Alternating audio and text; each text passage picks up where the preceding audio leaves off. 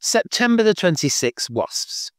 The wasps most familiar to Londoners are the ones that seem quite oblivious to man, yet quite capable of inflicting a painful sting. These are the true or social wasps that create the large nests that people fear so much. Wasps are easy to tell apart from bees due to their bright yellow and black warning colours, which are all the more pronounced due to their lack of body hair. They usually have four narrow, lightly veined membranous wings that appear as two as they're joined together by a row of minute hooks. Wasps tend to be aggressive carnivores with strong mandibles with which they can dispatch their prey and then dismember it. Generally, they prey upon either caterpillars, flies, spiders, aphids, or even weevils to feed their young. Their wasp waist can give their abdomen an Indian club shape, usually with a pointed end, which holds their sting. Although solitary wasps caught our attention on hot days in August, it is common wasps, Vespula vulgaris, that tend to get noticed more this month, as they look for sweet foods. The reason for this is that they have recently changed their diet. Up until now, they have been feeding their larvae with insects and been rewarded by them with a sweet secretion. However, the queen may now have stopped laying eggs, and so her colony is starting to collapse.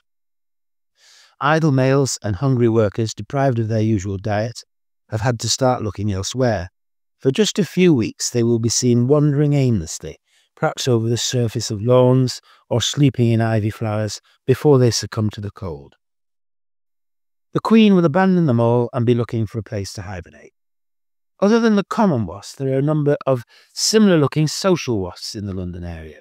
That is, the German, tree, red and Norwegian wasps, as well as the noticeably large hornet.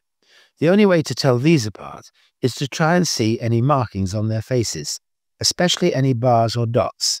The common wasp is famous for the anchor mark on its face.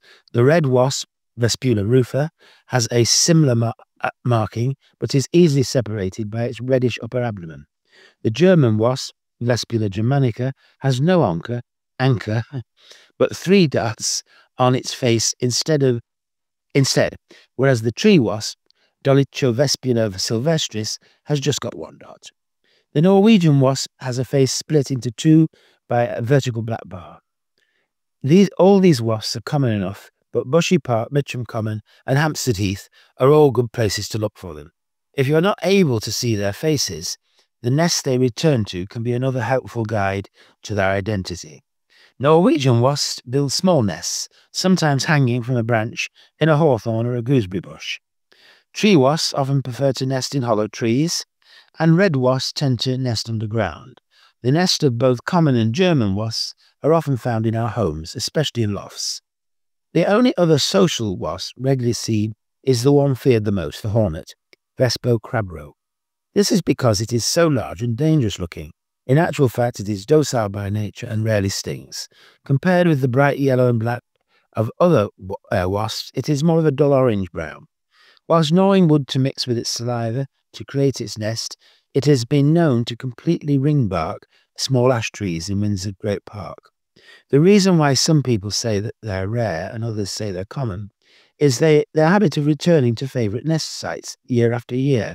This may well be a wall cavity or chimney in the same house. Wood wasps.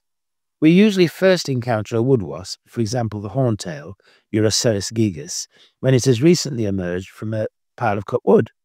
Wherever the cut timber originally grew, this fearsome-looking yet harmless insect would have used its needle-like ovipositor to lay 100 or more eggs in various pieces of timber. Once hatched, their larvae would have created tunnels and then fed off the fungi that line these tunnels for perhaps as long as 3 years. All we tend to see this month is the unforgettably dangerous-looking adult newly emerged from its hidden home. As ever with wasps and their close relations, there are many which are parasites, which in turn have parasites of their own. Parasitic wasps lay their eggs in a variety of other creatures, for example butterflies, moths or spiders, but some even choose to parasitize their own kind.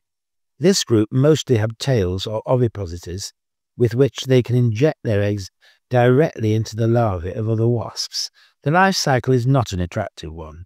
Some Ichneumon flies, although they're actually wasps, have ovipositors longer than their own body. These they use to bore into wood, looking for the larvae of other wasps. Once the host species is found, they inject their egg, which then hatches and proceeds to devour the entrapped larvae from within, often leaving just its empty skin before emerging as a new adult.